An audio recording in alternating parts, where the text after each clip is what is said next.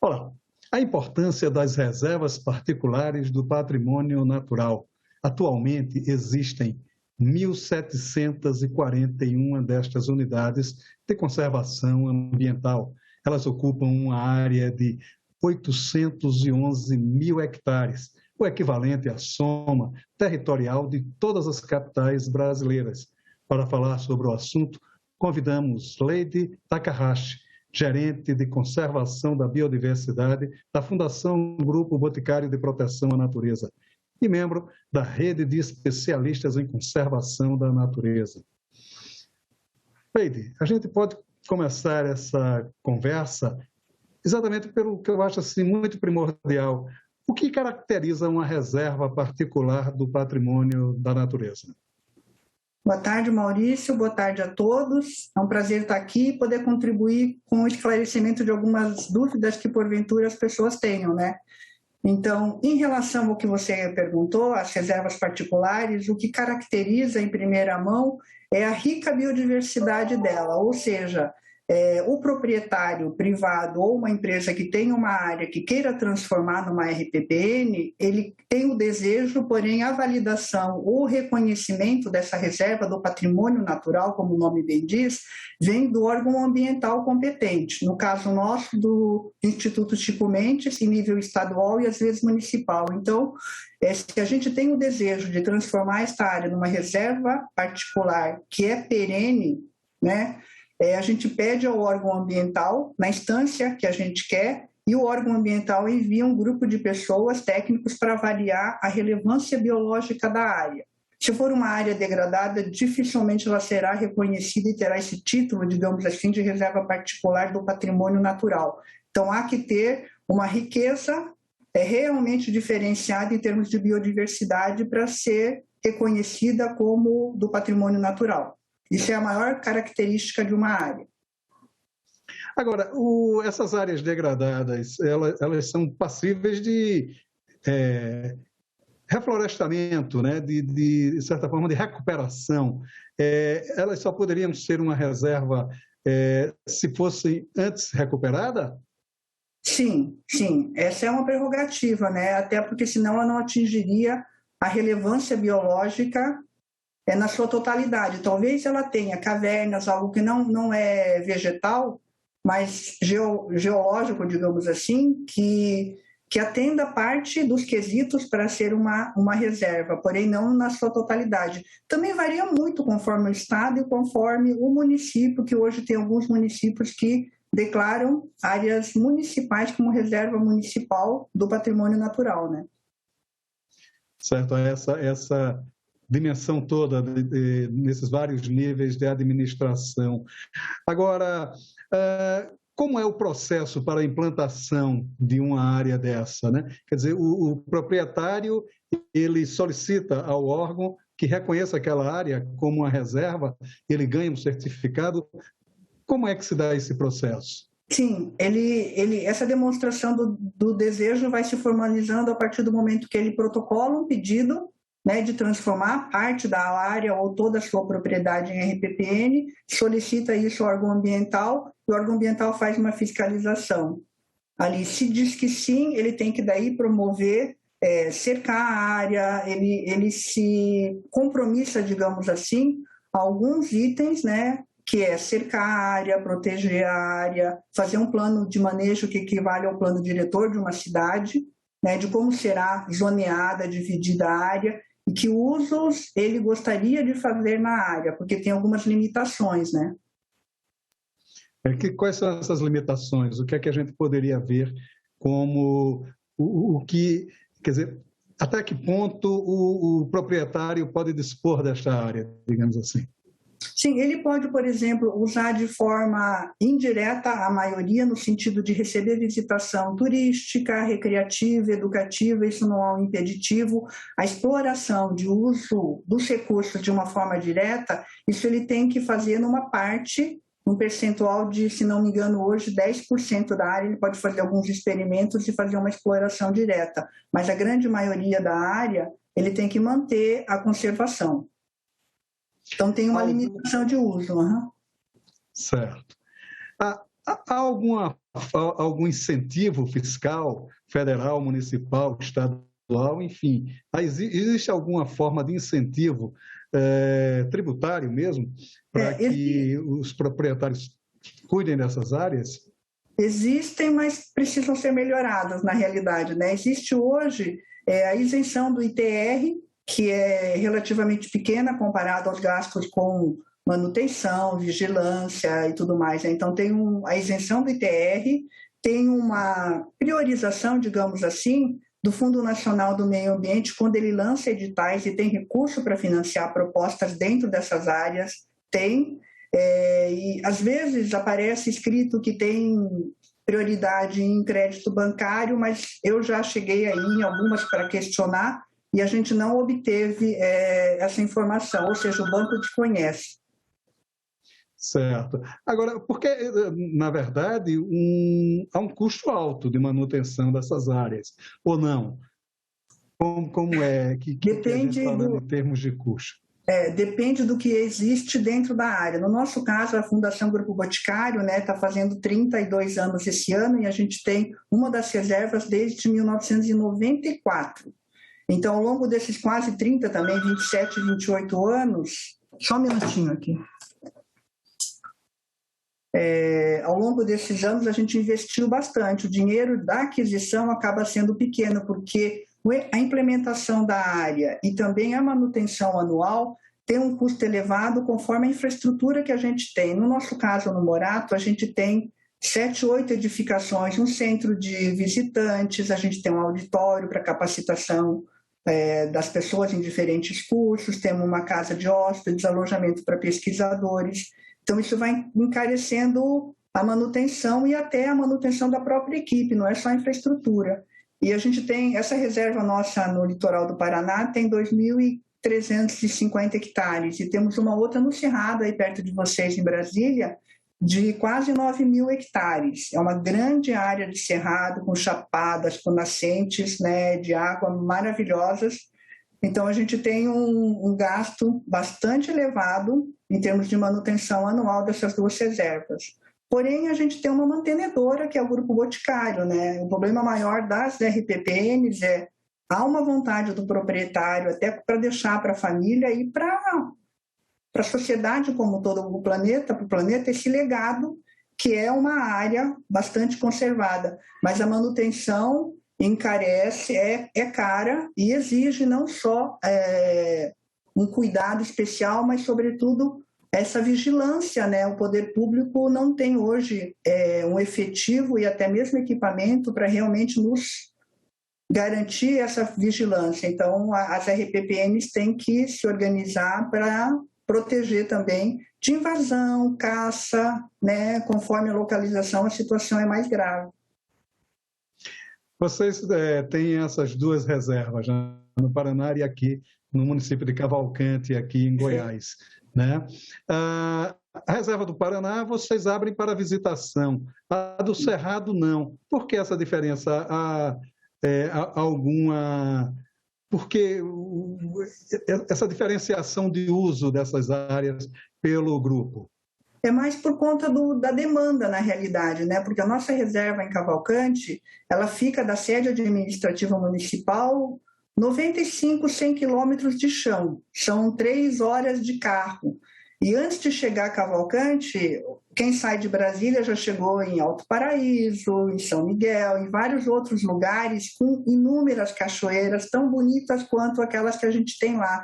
Então, não há demanda para a gente de atividade recreativa dentro da nossa área. Antes de chegar lá também tem a Cachoeira Santa Bárbara, que é dentro da área dos Calungas, né? Tem outros atrativos turísticos mais fáceis, com acesso mais simples, portanto mais barato também de serem utilizados do que a nossa reserva. Então, e não tendo essa demanda, a gente não viu necessidade ainda de criarmos infraestrutura, até porque, assim, quantas pessoas iria visitar a área?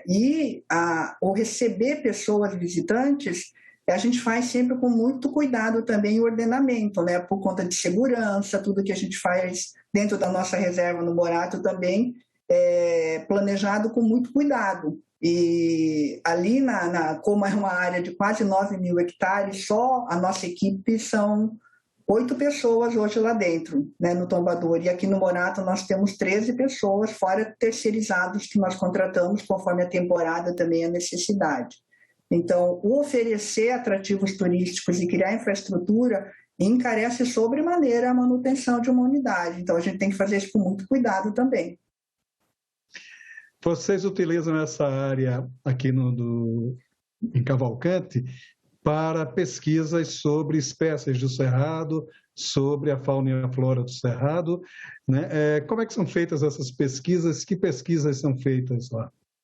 Então, nós prospectamos o que nós temos interesse de conhecer mais a vegetação. Agora, por exemplo, um foco que a gente tem dado é muito mais na prevenção e no combate aos incêndios que têm ameaçado todo o território, todo o bioma do Cerrado. Então, tentamos atrair pesquisadores de Brasília, Goiânia, São Paulo, de Campinas, né? E temos recebido propostas que a gente lança, às vezes, no edital, ou procuramos pesquisadores que temos necessidade de tais e tais conhecimentos, se eles teriam interesse em fazer pesquisa dentro da reserva ou não.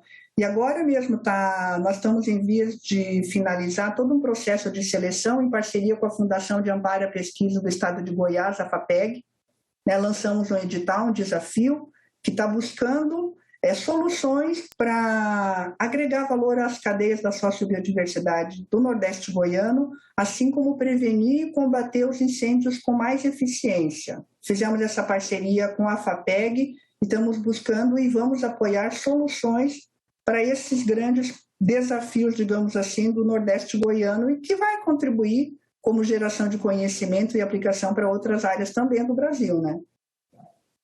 Porque até achei interessante que vocês fazem uma pesquisa para o uso ecológico do fogo, né? E a gente toma um certo susto, nós os leigos, porque recentemente o Pantanal, tanto o Pantanal quanto o Cerrado, foi grandemente devastado, né, pelo excesso do fogo, né?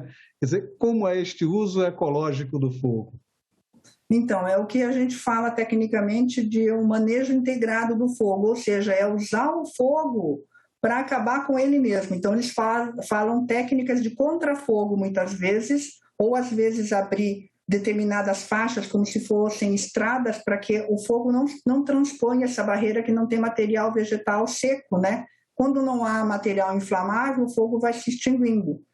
Então, e a questão do manejo do fogo é isso. Antes da área do período corriqueiramente de ocorrência do fogo, a gente queima partes pequenas para evitar essa expansão, digamos, desordenada do fogo. Então, a gente já tem mais ou menos por onde o fogo entra, onde estão as áreas de biomassa mais seca, o material combustível mais inflamável, mais perigoso, a gente já queima esse material que está seco, evitando esse alastramento do fogo. Essa é a técnica de usar o fogo contra o fogo mesmo, né, para minimizar o impacto, porque o que ninguém quer é um fogo descontrolado. Então, aí é o fogo controlado que a gente tenta fazer, preventivamente, né? Do ponto de vista também urbanístico, né, o Cerrado a gente pode vê-lo como um dos biomas mais agredidos ao longo do século XX e, claro, consequentemente, ao longo deste século XXI. Foram construídas 3 capitais em áreas do Cerrado, Goiânia, Palmas e Brasília. Quer dizer, a ocupação se deu muito rapidamente nessas áreas, sobretudo a partir dos anos 60, para cá, embora Goiânia seja de antes. Essas pesquisas que estão sendo feitas, elas, de certa forma, elas abrem mais conscientemente sobre a importância do Cerrado, o que o Cerrado pode nos oferecer, além de espaço para cidades e plantações de soja, de grandes plantações. Sem dúvida, né? Esse é um desafio que a própria FAPEG nos chamou a atenção sobre a questão da segurança hídrica, que também o Cerrado é conhecido como o berço das águas, são as grandes nascentes das bacias mais importantes que abastecem, se não metade do Brasil, mais da metade do Brasil, né? Isso é um grande risco, digamos assim, para o nosso país, essa expansão desordenada que está havendo, né, não só as fronteiras agrícolas, mas outros usos, porque, diferentemente da Mata Atlântica ou até da floresta amazônica, o cerrado é relativamente plano e fácil de passar um correntão, ou a exploração fica, de certa forma, facilitado comparado com terrenos mais declivosos por uma condição geográfica natural. Então, isso facilitou alguma coisa e, da mesma forma, também facilita algum impacto, um dano maior em relação a incêndios, por exemplo, né? Você não tem uma área muito úmida, grande, não. Os lagos que existem são artificiais, em sua maioria, na região. E eles funcionam muito bem para manter uma umidade ou até para barrar o fogo. Se não houvesse grandes espelhos d'água, a situação seria muito mais grave.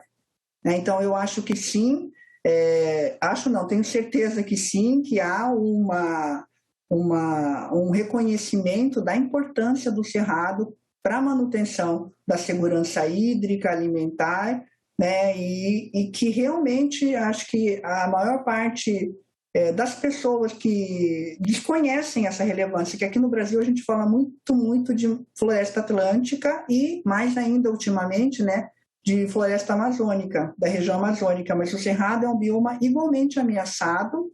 A Mata Atlântica, a floresta atlântica já foi muito ocupada, porque 70% das pessoas moram na floresta atlântica hoje em dia, que é a costa brasileira. Tá? Então tem o bioma do cerrado no meio e tem a floresta amazônica ainda, né, um pouco conservada, mas o cerrado tem ameaças bem grandes e eu diria até maiores hoje do que a Amazônia, e essa preocupação que existe com a Amazônia ainda não veio na mesma proporção para o cerrado, lamentavelmente. A gente está fazendo um esforço aí para mobilizar as pessoas, para entender essa relevância do cerrado mesmo para a manutenção da vida das pessoas, não é a questão da biodiversidade. A gente está falando em seres humanos, né? Sim, aqui na Reserva das Águas Emendadas, aqui próximo a Brasília, aqui dentro do Distrito Federal, nascem as 3 grandes bacias brasileiras, a Bacia do Paraná, do Tocantins e do São Francisco, né? Só para se ter uma ideia da importância desse bioma, né? Agora, a Mata Atlântica que vem sendo degradada desde o século XVI, né? Quer dizer, o pau-brasil praticamente chegou a uma época que era ameaçado de extinção, né? É até interessante porque ele foi recuperado por algumas iniciativas pessoais mesmo, de pesquisadores, né? E que resgataram a nossa opulência do pau-brasil, digamos assim, né? Como é trabalhar também com esse bioma? A Mata Atlântica, eu diria que o que tem de positivo é que os grandes tomadores de decisão, os influenciadores habitam essa região da Mata Atlântica, então é mais fácil uma mobilização, um engajamento. Isso é uma coisa que a gente sempre lembra, né? Então, quando a gente faz associação, que às vezes nem todo mundo faz, olha, o produto que você está usando na sua alimentação, na sua vestimenta, vem de matéria natural, né? Vem de produtos da natureza. Então, tem noção disso, aí é mais fácil engajá-los, diferentemente de um bioma ameaçado, como é o caso do cerrado. Aí eu acho que, em termos de políticas públicas, é mais fácil engajar pessoas nessa coisa da Mata Atlântica, que está mais presente no dia a dia deles, do que o bioma mais distante, como é o caso do cerrado. O desafio é um pouco menor, mas não dá para dizer que é muito mais fácil, não, porque principalmente agora, depois da pandemia, né, que a situação ficou muito mais crítica da parte econômica e social, há uma precariedade hoje no que diz respeito a emprego, há uma falta, as pessoas estão realmente numa situação bastante delicada, né, fora todo o sobe e desce da pandemia, oscilando em termos de contaminação, ocupando leitos hospitalares, né? Aí falar em conservação e o cuidado que a gente tem que ter, acaba ficando para muita gente secundária, porque a primeira instância é a alimentação, a higiene, esse cuidado que ele tem que ter de falar, ai, meio ambiente, esse resíduo que eu estou produzindo hoje com entregas de iFood e tudo mais que está vindo, é um problema que a pandemia vai nos deixar. Gravíssimo, por sinal, né? Quer dizer, além das doenças, tem também a doença ambiental, digamos assim. Perfeito. Né? Agora, há um aspecto também com relação à Mata Atlântica, que o que a gente vê são, digamos assim, ilhas de matas atlânticas, né? Ilhas de Mata Atlântica, porque normalmente essas florestas, elas são muito isoladas, né? E até florestas que a gente pensa que tem a sua característica natural, como a Floresta da Tijuca, por exemplo, no Rio de Janeiro, ela foi reflorestada, era uma área degradada pelo café que foi reflorestado, né? Quer dizer, o que nos dá uma esperança muito grande de recuperação de muitas áreas, e o Sebastião Salgado tem feito isso em Minas Gerais de uma maneira brilhante, né? Mas a gente ainda sofre com esse aspecto, que não há, digamos assim, um corredor que una essas ilhas de Mata Atlântica. Isso, de certa forma, é muito prejudicial ao bioma? Sim, é prejudicial porque eles até chamam em muitos lugares de florestas vazias. Existe sim uma cobertura vegetal, mesmo que não seja homogênea, né? Não é plantio de eucaliptos ou de pinos nem nada, seja uma mata nativa, ela é pobre. Então, essa pobreza vem no sentido de que não há alimentação para a fauna. A fauna, não havendo fauna, ela não dissemina sementes de outras espécies, dificulta que a riqueza da biodiversidade, a riqueza biológica volte naturalmente. Então, o que a gente, como profissional da área, tem que fazer? Tem que enriquecer a mata com espécies nativas, frutíferas, que atraiam essa avifauna para que haja uma recuperação igual a natureza promoveria se houvesse condições. É que a gente alterou tanto o hábitat, tirando espécies mais valiosas do ponto de vista comercial, ou algum madeireiro ou frutífero que seja, e empobreceu a floresta. Né? E essa descontinuidade que você mencionou, que não formam corredores, a fauna não consegue ficar ilhada, ela precisa transitar para se reproduzir, para se alimentar, e sem esses corredores, a gente inviabiliza a reprodução e esse enriquecimento que haveria naturalmente se houvesse corredores. Né? Então, a Mata Atlântica é bem isso. Aparentemente, a gente vê, quando sobrevoa também, parece coberto de vegetação, mas é uma mata pobre por dentro. E existem poucos lugares ainda de Mata Atlântica, e a nossa reserva fica numa das áreas de maior biodiversidade e melhor conservada. Não é à toa que ela está assim, porque o acesso é difícil, é uma região com montanha, não é adequada à agricultura, né? Ela foi mantida. Quando a Fundação comprou esta área em 94, era uma fazenda de búfalo. A gente retirou os búfalos e deixou a natureza vir numa parte, na outra a gente fez enriquecimento, porque não dá para deixar só a cargo da natureza. Essa recuperação levaria muito. E se hoje a gente sobrevoa a área, assim, 10 anos depois já estava bem coberta. Hoje é inacreditável que aquilo foi um dia fazenda de búfalo, como é o caso da Floresta da Tijuca. Né? Então, tem técnica, tem jeito sim, a gente não pode nunca perder a esperança, mas o ideal mesmo é assim, evitar que esses remanescentes que ainda existem hoje sejam degradados. Ao mesmo tempo, recuperar esses que já foram degradados para que voltem a ser novas florestas tijucas e novas áreas naturais ricas mesmo, né? A senhora participa da rede de especialistas em conservação da natureza. O que é esse grupo? Então, essa rede foi criada foi uma iniciativa da Fundação Grupo Boticário há cerca de 7, 8, talvez um pouco mais que isso, não me lembro a data exata, mas ela reúne em torno de 70, 80 especialistas em diferentes áreas do conhecimento.